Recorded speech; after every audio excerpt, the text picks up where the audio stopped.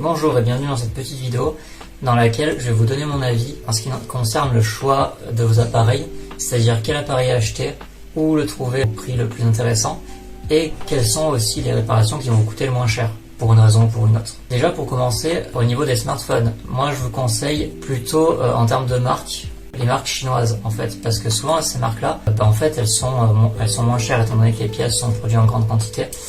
Et sauf il n'y en a qu'une, c'est Huawei, qui en fait, dont les pièces sont assez chères, pour diverses raisons qui seraient compliquées à expliquer. Mais voilà, sinon les autres marques, il y a Samsung aussi qui est le grand classique. Et voilà, plutôt se tourner vers ce genre de marques-là qui qui proposent derrière des pièces qui sont pas très chères.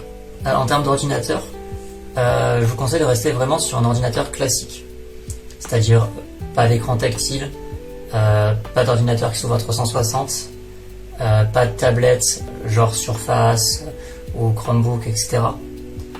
Vraiment rester sur du classique. En termes de taille, je vous conseille de 12 pouces à 14 pouces. Parce qu'en fait, c'est les modèles qu'on retrouve le plus. Et du coup, en fait, c'est là où on trouve le plus les pièces et où les pièces sont les moins chères. Et donc, forcément, les réparations ne vont pas être très chères non plus. Ensuite, oui, quoi qu'il arrive, si vous voulez vraiment un ordi pas cher, c'est en occasion.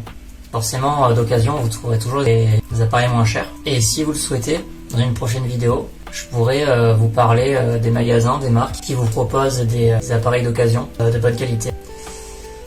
Voilà, c'est tout pour cette petite vidéo. Si vous voulez me soutenir, vous avez mes coordonnées en bio. Et si vous voulez faire appel à votre appareil, vous pouvez me contacter.